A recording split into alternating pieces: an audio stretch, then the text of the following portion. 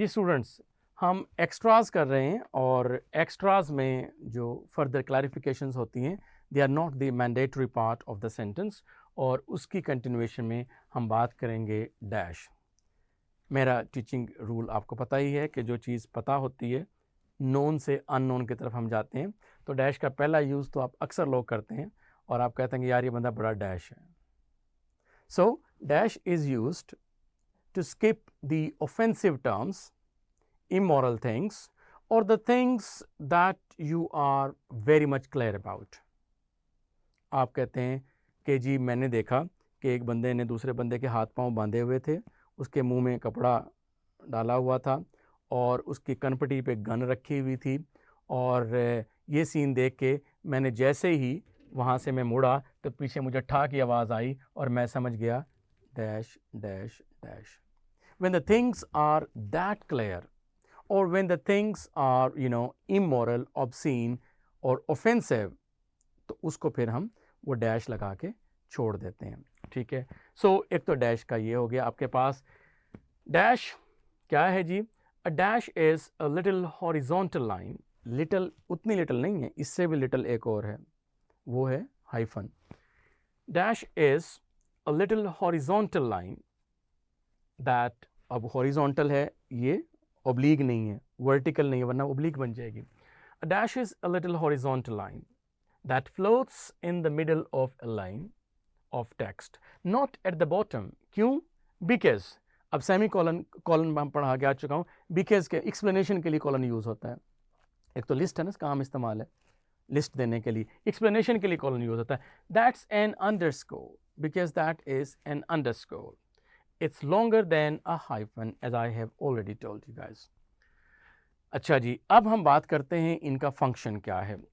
Dashes are used to separate groups of words, not to separate parts of words. क्यों? Parts of words को तो hyphen separate करती है, वो micro level पे ही, मैक्रो लेवल पे है। लेंथ भी हाइफन की छोटी होती है, डैश की बड़ी होती है। Dashes are used to separate groups of words, not to separate parts of words as a hyphen does. अब like नहीं कह सकते क्योंकि पूरी क्लॉज है, ये सब्जेक्ट और ये वर्ब, तो यहाँ पर आप like यूज़ नहीं कर सकते, as यूज़ करते हैं। like भी जैसे as भी यूज़ है, जैसे कंजंक्शन के तौर पर जब भी आएगा तो उसके बाद आप क्लॉज यूज़ करेंगे। हाँ, अगर ये कोई और फंक्शन करेगा तो फिर आप एज ए टीचर आप कह सकते हैं, एज ए स्टूडेंट तो उसके बाद फ्रेज भी आ सकती है, no problem. Dashes are of two types, मैं यहाँ टू टाइप्स ही कह रहा हूँ, थ्री टाइप्स की आपको बता चुका हूँ।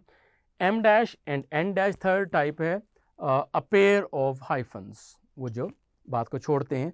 एटलीस्ट अगर एक वर्ड छोड़ना चाहिए, एक वर्ड का कोई पार्ट छोड़ रहे हैं तो फिर आप टू लगा देंगे डैश, पूरा वर्ड स्किप कर रहे हैं, पूरी बात स्किप कर रहे हैं तो फिर थ्री लगा देंगे। ठीक है, ये एक उसकी नंबर्स की बात की मैंने। Dashes are of two types, em dash and en dash. Em dash and en dash, इधर देखो बेटा, ये है एन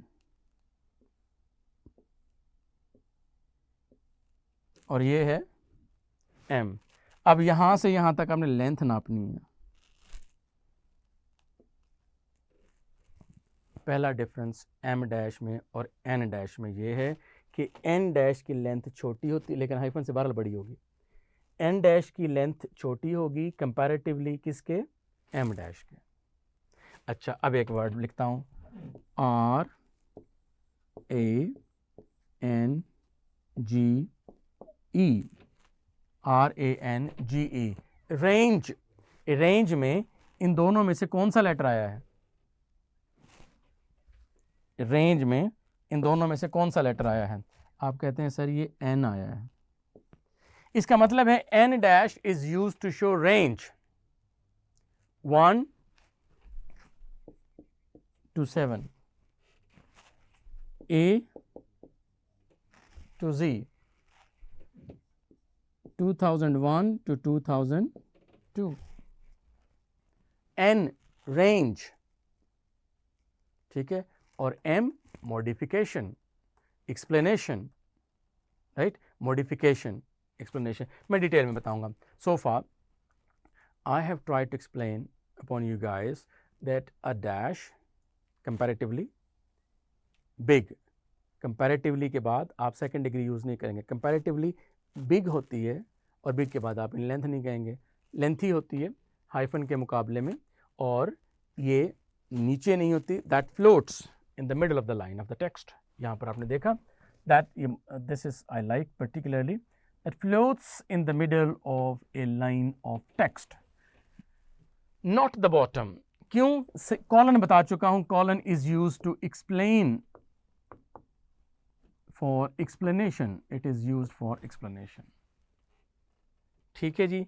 सेपरेटर, जिस तरह से आपने अपने जो रजिस्टर लिया होता है उसमें आप फिजिक्स, केमिस्ट्री, बायो का काम करते हैं, तो कुछ पेजेस के बाद एक सेपरेट पेज मोड़ देते हैं, उस पर ज़रा स्टाइलिशली लिख देते हैं फिजिक्स फिर chemistry, that is your separator. Interruption, it's a sort of explanation. ठीक है, तो आप ये देखेंगे कि जो काम एक्सप्लेनेशन, इंटरप्शन तो आप कॉमा से भी करते थे, इंटरप्शन तो आप ब्रैकेट से भी, पैरेंथेसिस से भी करते थे। तो जो काम पैरेंथेसिस कर सकती है, जो काम कॉलन कर सकता है, जो काम कॉमा कर सकता है, वो आपकी डैश भी करेगी। ठीक है, सो आगे बढ़ते हैं। एम एन डैश क्या है? Twice as long as a hyphen, the n dash is a symbol like this that is used in writing or printing to indicate a range, such as 1880 to 1945. This is equal to 2. Now we are heading towards the second type, and that is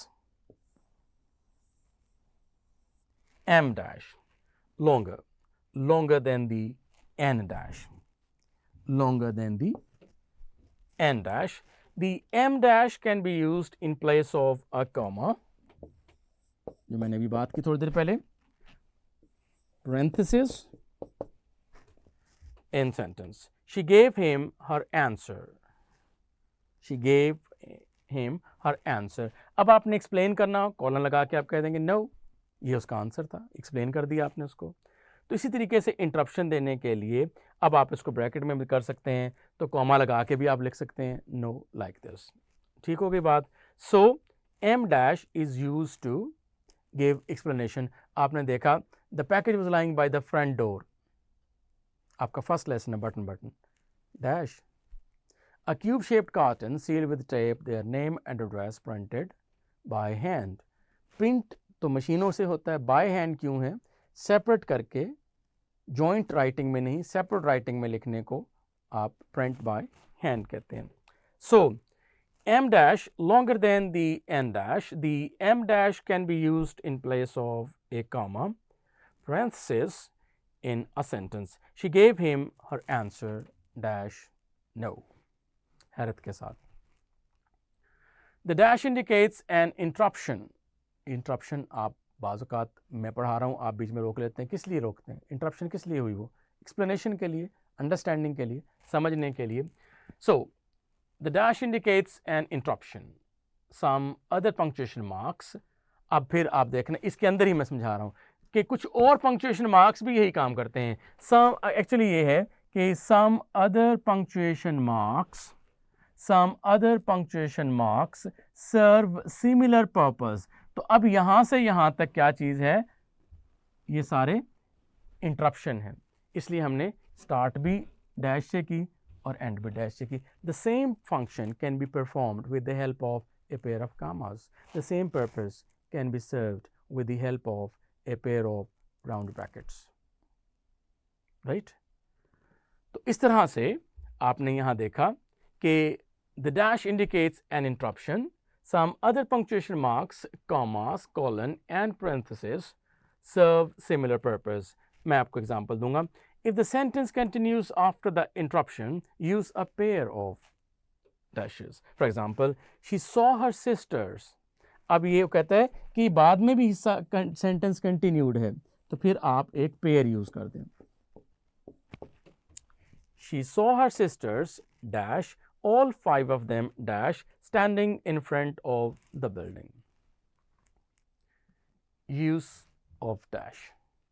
First usage. Use a dash to show a pause or break in meaning in the middle of a sentence. For example, this is the middle of the sentence. You say, my brothers, Richard and John, are visiting Hanoi.